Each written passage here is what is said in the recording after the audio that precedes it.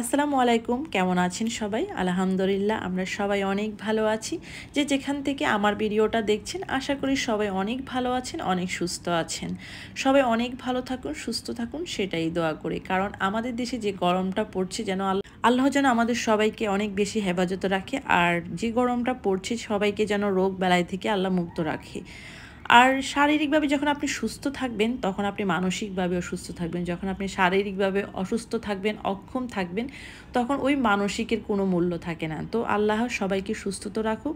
আমি এখানে কোনো রকম কোনো রেসিপি শেয়ার করছি না আপনাদের সাথে, জাস্ট আমি কিভাবে আমটা মাখি সেটাই আপনাদের সাথে শেয়ার করছি, কারণ এই আম মাখাটা মোটামুটি সবাই পারে। তো আমি যেভাবে করি সেটাই আপনাদের সাথে শেয়ার করেছি। আর যদি রেসিপিটা চান অবশ্যই আমি এখানে দিয়ে দিয়েছি।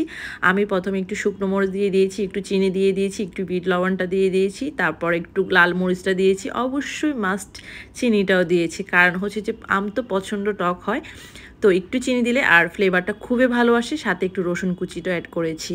আর এভাবে মাখলে কিন্তু আমের ফ্লেভার খুবই মজার হয়। আমি এই বছরের ভিতরে সেকেন্ড টাইম আম মাখাটা খাচ্ছি। আর একবার খেয়েছি গ্রামের বাড়িতে শুধু কাঁচামরিচ আর লবণ চিনি দিয়ে মাখা।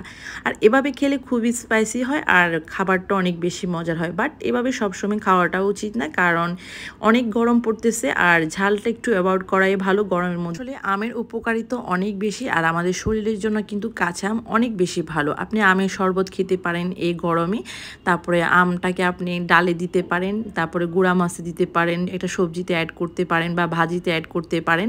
কাঁচা আমের উপকারিতা অনেক বেশি, আর যাদের কোলেস্ট্রল তাদের জন্য তো অনেক বেশি মাস্ট একটা ভালো খাবার হচ্ছে কাঁচা আম। তো আমি কাঁচা আমটা সবসময় ফ্রিজে সংরক্ষণ করে রাখি। ঠিক আছে, থ্যাংক ইউ ফর ওয়াচিং। আসসালামু